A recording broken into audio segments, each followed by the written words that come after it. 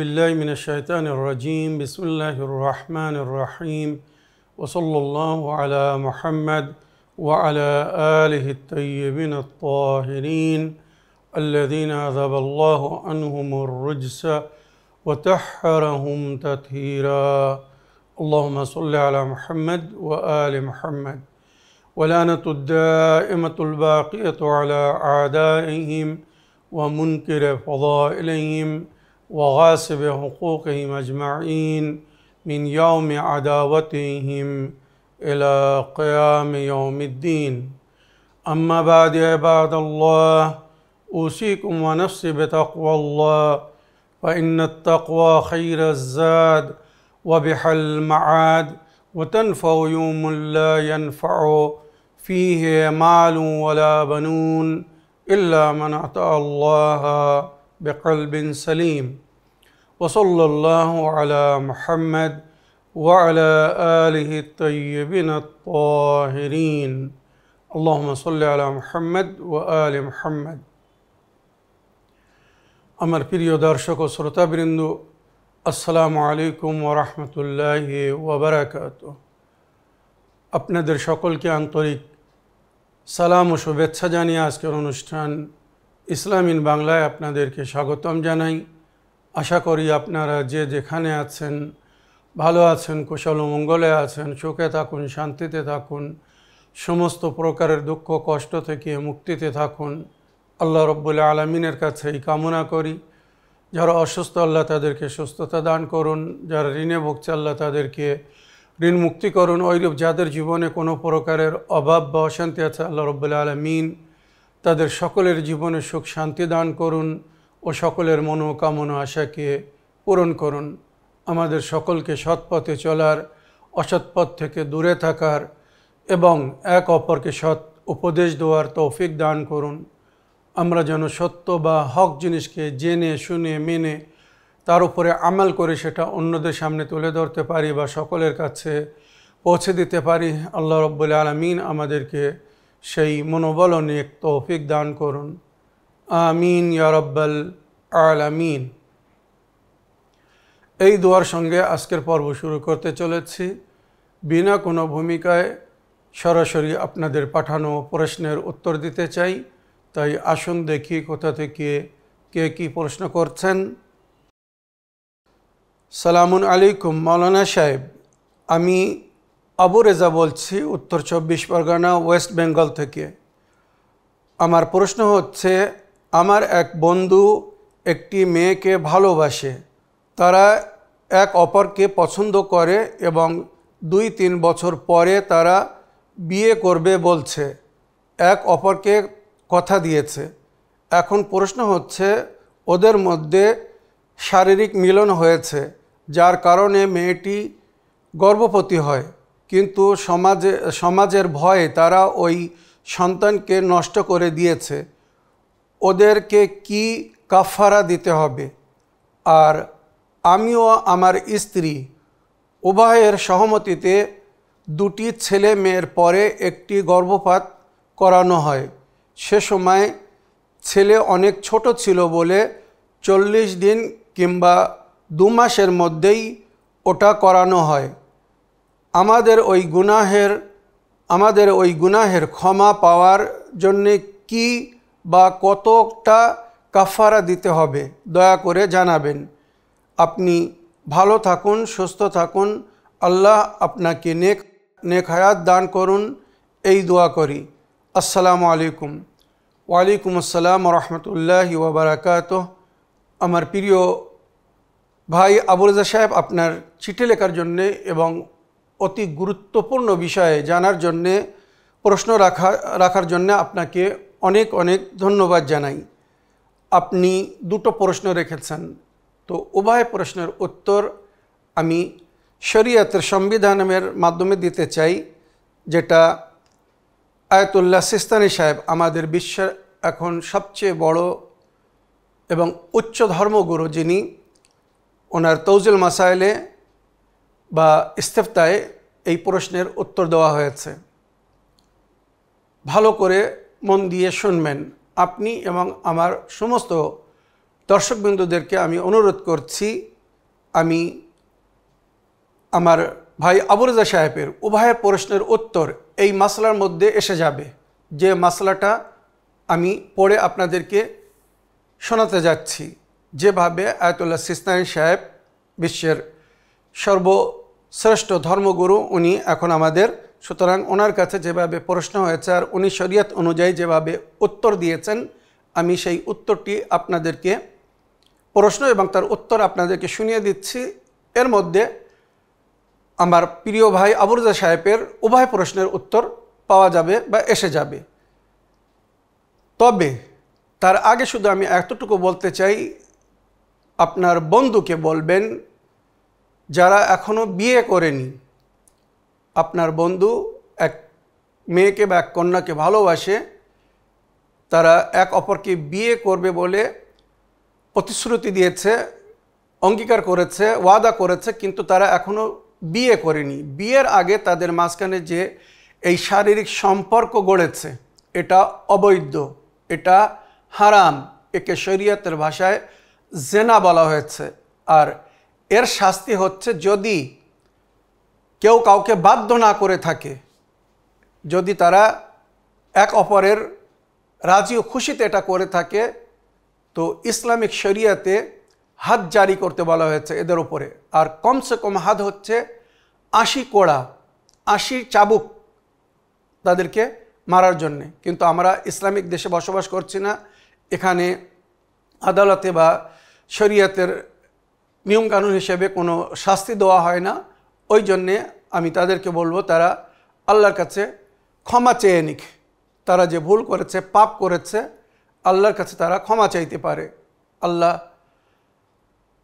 রহিম ও করিম, হয়তো তিনি ক্ষমা করে দেবেন। তবে তারা যেটা করেছে ওটা মহাপাপ। আমি আমার সমস্ত দর্শকবৃন্দদেরকে এটা বলতে চাই, আপনারা নিজের বাল বাচ্চাদের দিকে খেয়াল করুন আর এই সমস্ত গুনাহ বা পাপে লিপ্ত হওয়া থেকে রক্ষা করুন। আর দ্বিতীয়, এক তো তারা যেটা করেছে ওটা জেনা, আর দ্বিতীয় তারা যে গর্ভপাত করেছে, যদি ওটা বৈধ সন্তান হতো তো ওর জন্যে দিয়াত দিতে হতো। শরিয়াতে দিয়াতের হুকুম হয়েছে, যেটা আমি আগে মাসলার মধ্যে জিকির করব, দিয়াত দিতে হতো। কিন্তু ওটা অবৈধ সন্তান ছিল বলে ওর জন্যে কোনো দিয়াত নেই, মনে রাখবেন। তবে দুটো পাপের প্রাপ্য হয়েছে আপনার বন্ধু এবং আপনার বন্ধুর ওই বন্ধু বা যাকে ভালোবাসেন, ওনার প্রেমিকা বলুন বা ভালোবাসার পাত্র বলুন, ওই কন্যা বা ওই মেয়ে এবং আপনার বন্ধু দুটো বড় গুনার বা তার সাজার প্রাপ্য হয়েছে, এক জেনা আর দ্বিতীয় কাতল। যদি ওই বাচ্চাকে তারা 4 মাস পরে, মানে বাচ্চার মধ্যে প্রাণ আসার পরে, রূহ প্রদানের পরে যদি নষ্ট করে থাকে, তো কাতল, কোনো মানুষকে কাতল করলে যে গুনাহ, যে পাপ আর তার যে সাজা, সেটা তারা পাবে। মনে রাখবেন, হাসরের দিনে, কিয়ামতের দিনে অনেক শিশু বাচ্চারা ফরিয়াদ করবে আল্লাহ দরবারে, আমাদেরকে কি দোষে হত্যা করা হয়েছিল, কি দোষে কাতল করা হয়েছিল। তো যারা হত্যা করেছিল, যারা কাতল করেছিল, ওই সমস্ত বাচ্চাদেরকে তাদেরকে কাঠগড়ায় দাঁড় করানো হবে এবং কাতিলের যে সাজা, সেই সাজা তাদেরকে দেওয়া হবে। মনে রাখবেন, কোরআন বলছে, ওয়াইদাল মাউদাতু সুইলাত বিআইয়ি যামবিন কুতিলাত। যখন শিশু বাচ্চাদের সম্পর্কে জিজ্ঞাসা করা হবে যে কি দোষে এদেরকে কাতল করা হয়েছিল, অনেক সময় আরবেরা জন্মের পরে কাতল করে দিত, কিন্তু এখনকার যে যুগ, তার চেয়ে তো বড় কঠিন যুগ। এখন মায়ের গর্ভে বাচ্চাকে কাতল করে দেওয়া হচ্ছে। সুতরাং আপনার বন্ধু বা তার প্রেমিকা, তারা উভয় গুনার বা পাপের ও পাপের সাজার প্রাপ্য হয়েছে, মনে রাখবেন। আর আপনি যেটা করেছেন তার উত্তর এই মাসলার মধ্যে এসে যাচ্ছে। যদি মজবুরিতে ওটা করে থাকেন, আপনি এবং আপনার স্ত্রী উভয়ের সহমতিতে যে বাচ্চাটিকে নষ্ট করেছেন, অপারেশন করিয়েছেন, গর্ভপাত করিয়েছেন, যদি কোনো মজবুরিতে হয়ে থাকে তো এর জন্য হয়তো আপনি বা আপনার স্ত্রী ক্ষমা পাবেন। তবে যদি বিনা মজবুরিতে হয়ে থাকে বা করে থাকেন তো এর জন্য আপনারা দোষী, পাপী সাজা পাবেন এবং দিয়া তো দিতে হবে, মনে রাখবেন। আর যদি কোনো কারণে মজবুরিতে এটা হয়ে থাকে তো ওর জন্যে রূহ প্রদানের আগে, মানে রূহ প্রবেশের আগে যদি আপনারা এটা করে থাকেন, যেটা আপনি লিখেছেন 40 দিন কি 2 মাসের মধ্যে এটা করিয়েছিলেন, এর জন্যে কোনো দিয়াত দিতে হবে না। তবে গুনাহের কাফারা আছে যেটা আদায় করতে হবে। তো আসুন এবারে আমি শরীয়তের সংবিধান বা মাসলা পড়ে তার তর্জমা করে দিচ্ছি, ব্যাখ্যা করে দিচ্ছি। আমার মনে হয় আপনাদের জন্যে এবং আমার সমস্ত দর্শকবিন্দুদের জন্যে এটা যথেষ্ট হবে যদি কেউ এই ধরনের ভুল করে থাকে। প্রশ্ন হয়েছে আয়াতুল্লাহ সিস্তানি সাহেবের কাছে, क्या हमल के ठहरने के बाद उसका दाय करना जायज़ है? মানে গর্ভে বাচ্চা এসে যাওয়ার পরে, শুক্রপাতের পরে, মানে বাচ্চার বীজ এসে যাওয়ার পরে সেটাকে নষ্ট করা কি জায়েজ, অপারেশন করা কি জায়েজ? জবাব, उत्तरे आयतुल्लाह सिस्तानी साहब बोलছেন, हमल ठहरने के बाद ज़ाय करना जायज़ नहीं है।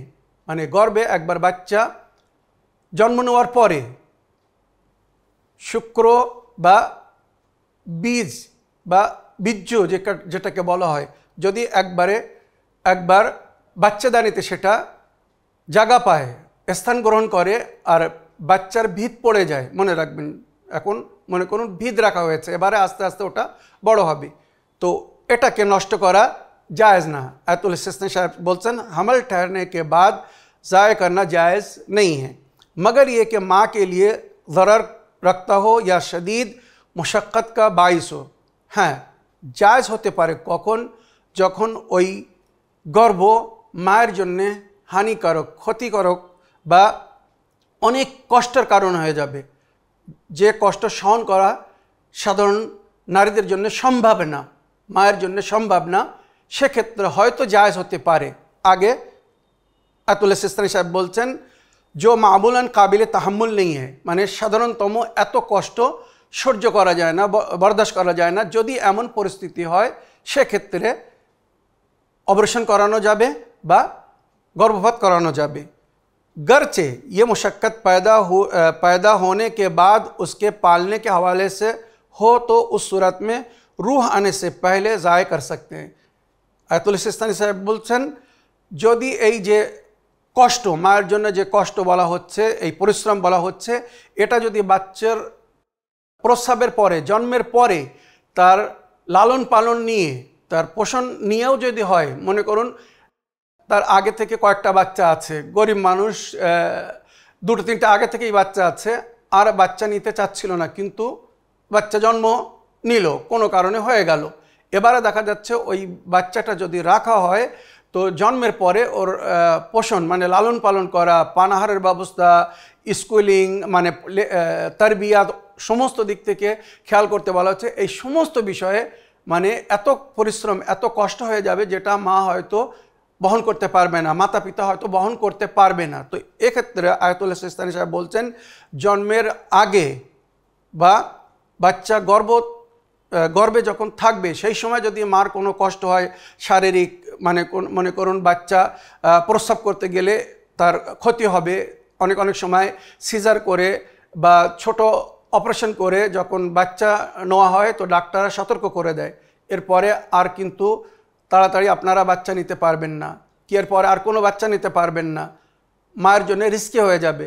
তো এই ধরনের যদি কোনো অসুবিধা হয়ে থাকে যে মায়ের জীবনের জন্যে খাতরা হতে পারে, হয়তো প্রসবের সময় ডাক্তার বলবে দুটোর কোনো একজনকে বাঁচানো যাবে, হয় বাচ্চাকে আর নইলে মাকে, দুজনাকে বাঁচানো সম্ভব হবে না, এই সমস্ত পরিস্থিতিতে বা জন্মের পরে ওই বাচ্চাকে পালন করা মাতা পিতার জন্য হয়তো সম্ভব হবে না।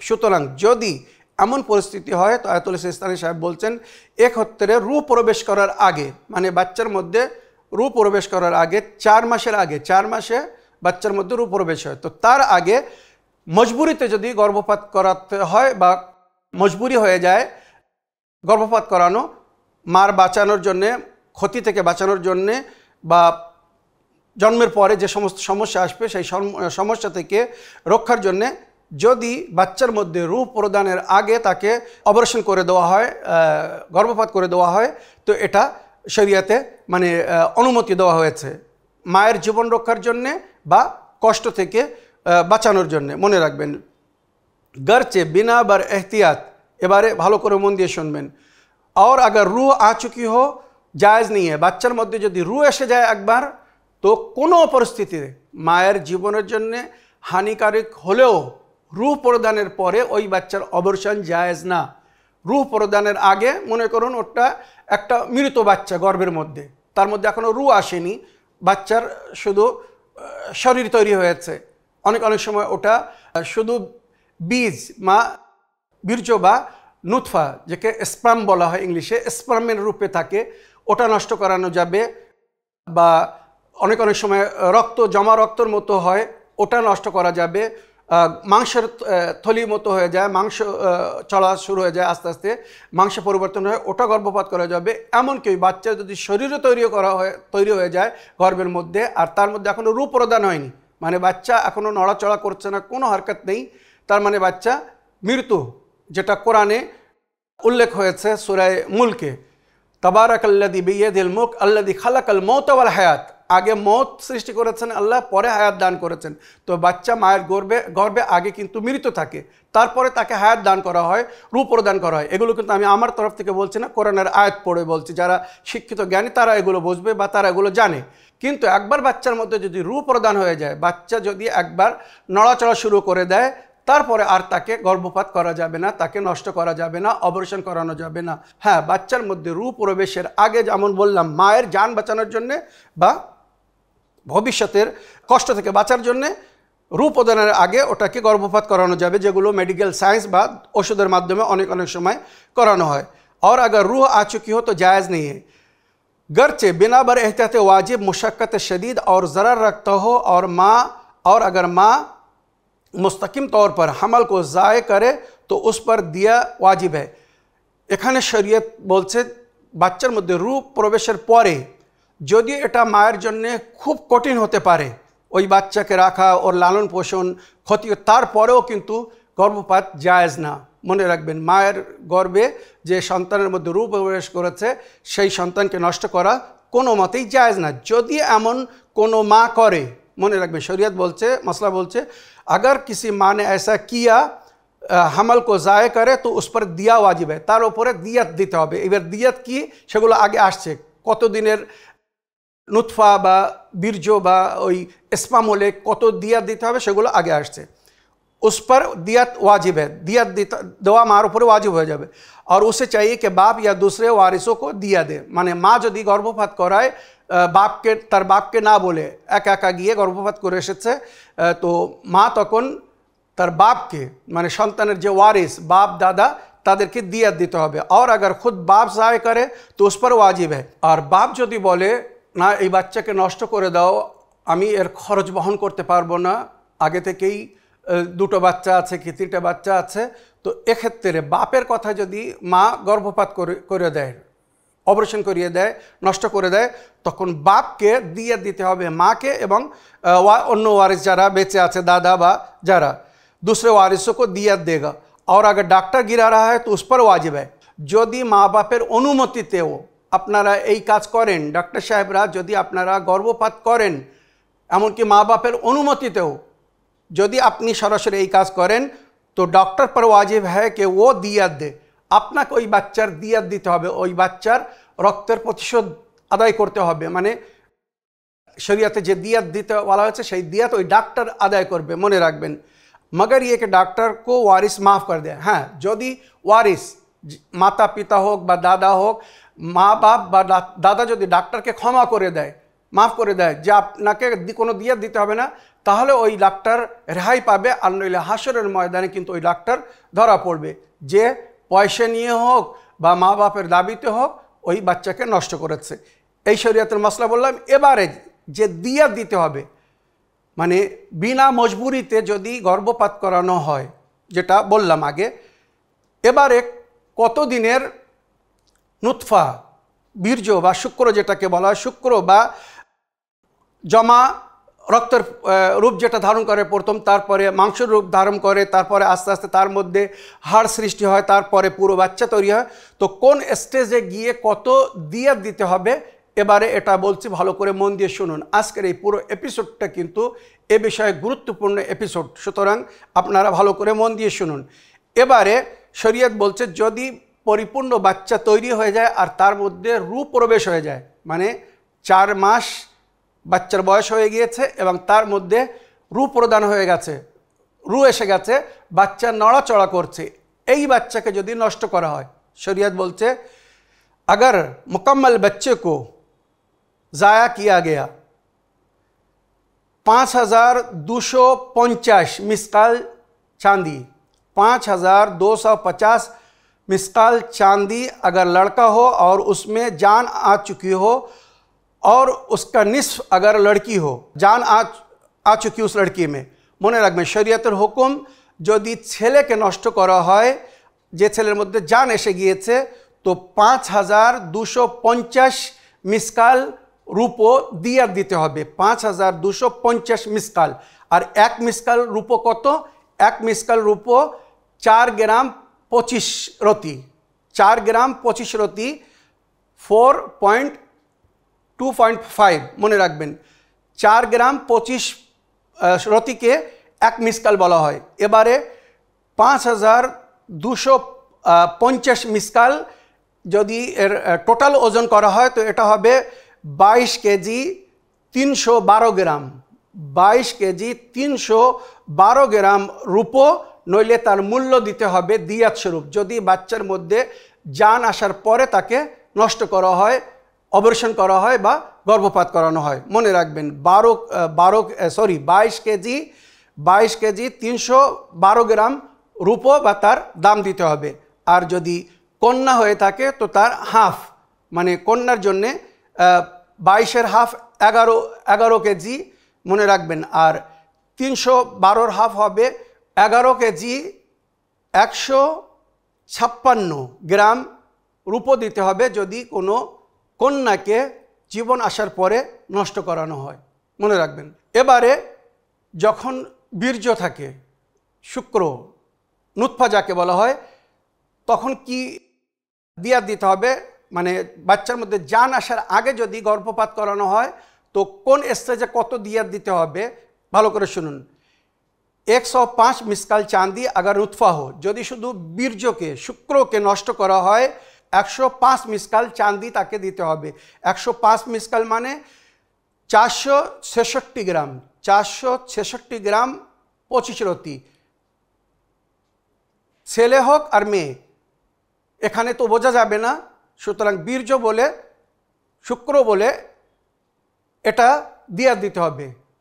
তারপরে 210 মিসকাল, 210 মিসকাল চাঁদি দিতে হবে যদি ওটা রক্ত জমে যায়, মানে বীর্য তারপরে ওটা রক্তে পরিবর্তন হয়ে যায়, রক্ত জমে যায়, তো যদি ওই রক্তকে নষ্ট করা হয়, গর্ভপাত করানো হয়, তো ওর জন্যে 892 গ্রাম 0.5 মানে 5 রতি, 892 গ্রাম 5 রতি রূপো বা তার দাম দিয়াত দিতে হবে।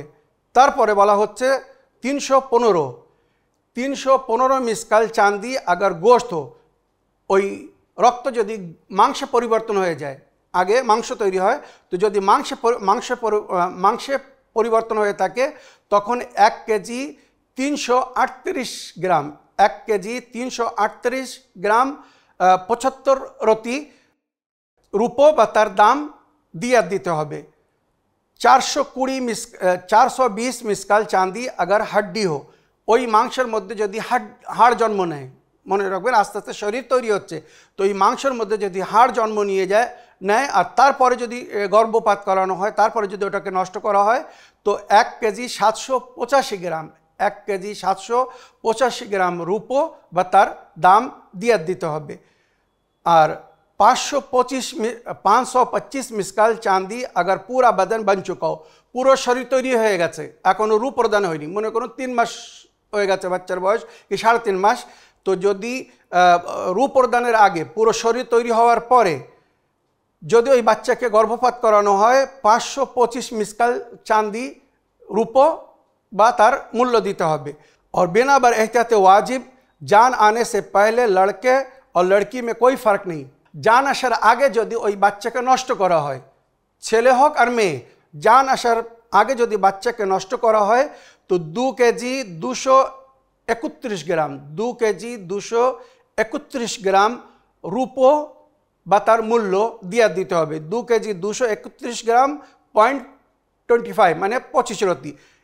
মনে রাখবেন এখানে শরীয়তে বলা হয়েছে এই দিয়াত মা যদি নিজের ইচ্ছায় গর্ভপাত করে তো বাবাকে মানে ছেলের বাবাকে বা মেয়ের বাবাকে বা তার দাদাকে যে ওলি গার্জেন তাকে দিয়াত দিবে, আর যদি বাপ করায় গর্ভপাত তাহলে মাকে এবং ছেলের দাদাকে যে ওলি গার্জেন তাকে ওই দিয়াত দিবে, আর যদি ডাক্তার করে তো ডাক্তার মাতা পিতাকে বা ওই সন্তানের দাদাকে যে ওয়ারিস বা গার্জেন তাকে দিয়াত দিতে হবে। এইভাবে পরিপূর্ণ দিয়াতের নিয়ম বলে দিলাম যে শুধু বীর্য হলে কত গ্রাম রূপ বা তার মূল্য দিতে হবে, রক্ত তৈরি হয়ে গেলে তার কত দিয়াত দিতে হবে, মাংস হয়ে গেলে তার কত দিয়াত দিতে হবে, মাংসের মধ্যে হাড় জন্ম নিলে তারপরে কত দিয়াত দিতে হবে, হাড়ের পরে যদি পুরো বাচ্চার রূপ ধারণ করে কিন্তু তার মধ্যে এখনও জীবন আসেনি তার জন্য কত দিয়াত দিতে হবে, আর জীবন আসার পরে জীবন আসার আগ পর্যন্ত ছেলে মেয়ের দিয়াত সমান, কিন্তু জীবন আসার পরে যদি বাচ্চার গর্ভপাত করানো হয় তো যেটা বললাম 22 কেজি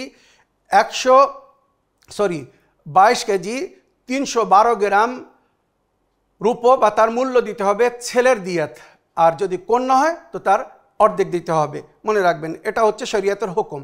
এবারে ভালো করে শুনবেন আবু রেজা সাহেব, আপনার জন্য এবং আপনার বন্ধুর জন্য যেটা कफ़ारा আপনি जिज्ञासा করেছেন, और कफ़ारा भी उस शख्स पे है जो मुस्तकिम तौर पर ज़ाय कर रहा हो, এই গুনাহ এই পাপের কাফারাও সেই ব্যক্তি আদায় করবে যে সরাসরি এই পাপ করছে, গারচে উসমে রূহ নেই আই হো, যদি বাচ্চার মধ্যে রূহ আসার আগে করা হয়। মনে রাখবেন আর उसका कफ़ारा ये है, বাচ্চার মধ্যে রূহ প্রবেশের আগে যদি গর্ভপাত করানো হয় তো তার কাফারা হচ্ছে पैदर पे 60 रोज़ा रखे, 60টি মানে 2 মাস লাগাতার রোজা রাখতে হবে।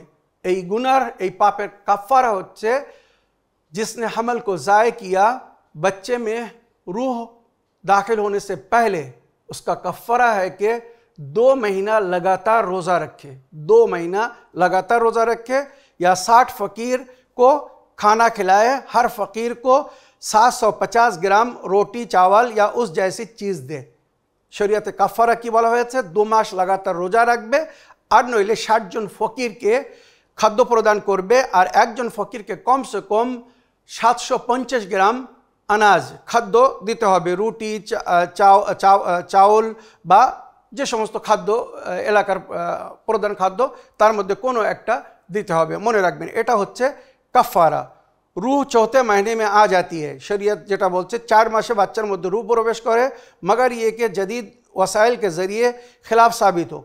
हाँ, यदि कखनो अनेक अनेक समय इमार्जेंसि आल्ला बेहतर जाने হয়তো 4 মাসের আগেও রূহ প্রদান হতে পারে, এটা আল্লাহ তার বান্দার জন্য বেহতর জানে, তবে সাধারণ যেটা সিস্টেমেটিক হিসেবে বলা হয় 4 মাসের পরে রূহ প্রদান হয়। কিন্তু যদি আল্লাহর করিশ্মা চমৎকার আল্লাহ তার ইচ্ছায় বাচ্চা জন্ম নেয়, সুতরাং যদি 4 মাসের আগেও বাচ্চার মধ্যে রূহ এসে যায়, শরীয়তের হুকুম হচ্ছে যদি 4 মাসের আগেও বাচ্চার মধ্যে রূহ এসে যায় তো ওই বাচ্চা মানে জীবিত গণ্য হবে, আর সুতরাং তাকে যদি হত্যা করা হয়, তাকে যদি গর্ভপাত করা হয়, অপারেশন করানো হয়, নষ্ট করানো হয় তো তার ওই সাজা ভোগ করতে হবে বা ওই দিয়াত দিতে হবে যেগুলো শরীয়তে উল্লেখ হয়েছে। रूह चौथे महीने में आ जाती है, मगर ये कि जदीद वसाइल के ज़रिए खिलाफ साबित हो, लेकिन अगर माँ मजबूर हो कि रूह आने से पहले बच्चे को ज़ाय करे तो उस पर कफ़ारा नहीं है। हाँ, যদি মা মজবুরিতে যেমন জীবন রক্ষার জন্যে যদি ওই বাচ্চাকে রূহ প্রদানের আগে নষ্ট করতে মা বাধ্য হয় তো সেক্ষেত্রে মার জন্যে এই কাফারাও নেই। মনে রাখবেন, যদি মজবুরিতে নিজের জীবন রক্ষার জন্যে বা যে সমস্ত মজবুরিতে অনুমতি দেওয়া হয়েছে, মা যদি এমন করে তো রূহ প্রদানের আগে বাচ্চা নষ্ট করলে তার জন্যে মাকে না কোনো দিয়াত দিতে হবে, না কোনো কাফারা আদায় করতে হবে, মানে না রোজা রাখতে হবে, না ফকির মিসকিনকে পানাহার দিতে হবে। তবে যদি এগুলো জেনে শুনে করা হয়, আর বিশেষ করে রূহ প্রদানের পরে যদি কেউ এগুলো করে, তো দিয়াত দিতে হবে প্লাস এই কাফারা দিতে হবে। কাফারা দুটোর মধ্যে কোনো একটা, হয় 60 দিন লাগাতার রোজা রাখতে হবে, আর নইলে 60 ফকির মিসকিনকে পানাহার দিতে হবে, আর এক ফকিরকে কমসে কম 750 গ্রাম আনাজ প্রদান করতে হবে। তো এ বিষয়ে আমি পুরো বিস্তারিত মাসলা যেভাবে শরীয়তে উল্লেখ হয়েছে বয়ান করলাম। আশা করি আজকের এই এপিসোড অনেকের চোখ খুলে দেবে এবং এক মহাপাপ, এক বড় গুনাহ থেকে আশা করি অনেকেই রক্ষা পাবে। এই বলে আমার আজকের বক্তব্য এখানে শেষ করলাম। ওয়া আখিরু দাওয়ানা আলহামদুলিল্লাহি রাব্বিল আলামিন। ওয়াসসালামু আলাইকুম ওয়া রাহমাতুল্লাহি ওয়া বারাকাতুহু।